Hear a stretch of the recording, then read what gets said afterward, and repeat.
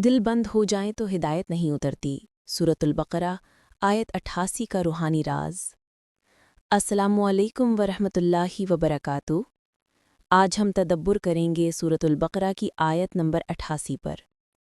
वक़ालू क़ुलूबुना गुल्फ़ुन बल्लानहुमुल्लाहु बिकुफ़्रिहिम फ़क़लील्लम मा युमिनून। उर्दू तर्जुमा। और वो कहते हैं हमारे दिल पर पर्दे हैं, हम पर कोई असर नहीं होता, हालांकि अल्लाह ने उनके कुफ्र की वजह से उन पर लानत की है, इसलिए वो बहुत ही कम ईमान लाते हैं।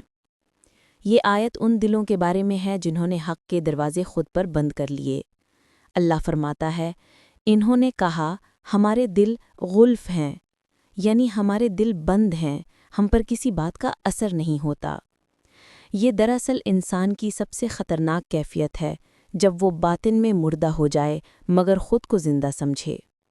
अल्लाह कहता है, बल्लाहनहुमुल्लाहु बिकुफ्रिहिम। असल बात ये नहीं कि दिल पर्दे में है, असल बात ये है कि उनके आमाल और इनकार ने उनके दिलों को मुर्दा कर दिया है। ये आयत हमें ये समझाती है कि दिल भी बीमार होता है और कुफ्र सिर्फ नज़रिया नहीं, एक रूहानी बीमारी है।